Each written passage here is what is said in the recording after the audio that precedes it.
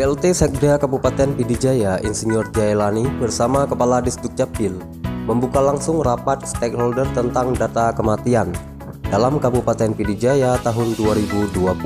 Dihadiri Kepala Bapeda, Kepala Dinas Pendidikan, Kepala Dinas Kesehatan, dan beberapa Kepala SKPK lainnya, beserta para camat dalam Kabupaten Pidijaya di ruang rapat Sedakap Kantor Bupati Pidijaya Rabu 10 Juni 2020.